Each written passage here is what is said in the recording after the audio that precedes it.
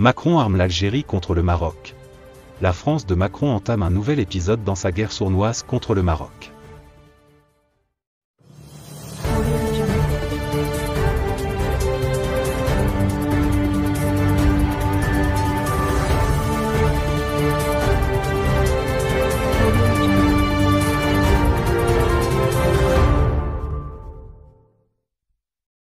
Emmanuel Macron est-il conscient de ce qu'il fait?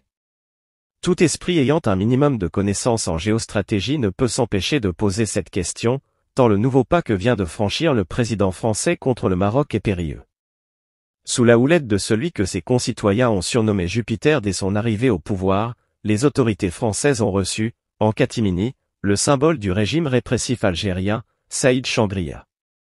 Ce dernier ne s'est pas efforcé de se rendre en France, malgré son âge très avancé et ses divers problèmes de santé, pour visiter la tour Eiffel ou le château de Versailles ni pour consulter ses médecins français, mais approvisionner son armée impopulaire d'encore plus d'armes, le fournisseur russe ayant été trop sollicité. Ce déplacement de travail dans l'Hexagone, le premier du genre d'un chef d'état-major algérien, intervient à quelques jours seulement du vote au Parlement européen d'une résolution contre le Maroc, sous la houlette de députés relevant principalement du parti de Macron. La coïncidence n'est pas fortuite. Certains observateurs y voient une précipitation, maladroite, de la part de la présidence française qui chercherait à se faire payer au plus vite pour le grand service rendu au régime algérien au sein de l'institution législative européenne contre le royaume. Ceux qui connaissent les arcanes du palais Al-Mouradia savent que son trésor paie généreusement quiconque s'en prend au Maroc.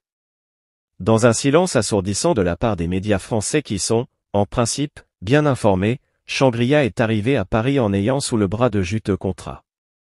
Les pétrodollars algériens valent donc bien une mise en sourdine. Le mur de silence que cherche à construire Macron autour de l'axe Paris-Alger sera bientôt brisé par les sages, et ils sont nombreux en France, pour secouer leur président dont l'égocentrisme pathologique est connu de tous. D'ailleurs, n'est-ce pas l'aveuglement de Jupiter qui a fait propager le sentiment anti-français en Afrique? En tournant les armes françaises contre le Maroc, sait-il qu'il les tourne en même temps contre ses concitoyens vivant dans le royaume, pays qui abrite la plus forte communauté d'émigrés français en Afrique dont le nombre a dépassé les 50 000 en 2020? Ce front commun France-Algérie créé par Macron est inédit dans l'histoire du pays de Gaulle.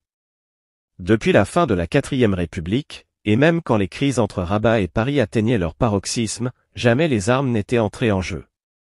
Maintenant que c'est fait, l'heure est plus grave que jamais. Paradoxalement, la nouvelle macronerie en faveur de l'Algérie, qui est le plus gros bailleur de fonds de Poutine dans sa guerre contre l'Ukraine, intervient à un moment où les grandes puissances dont l'Allemagne commencent à armer l'Ukraine contre la Russie. Comme quoi un pyromane en cache un autre. Ce n'est pas sans raison que les Allemands sont agacés par les gesticulations de Jupiter.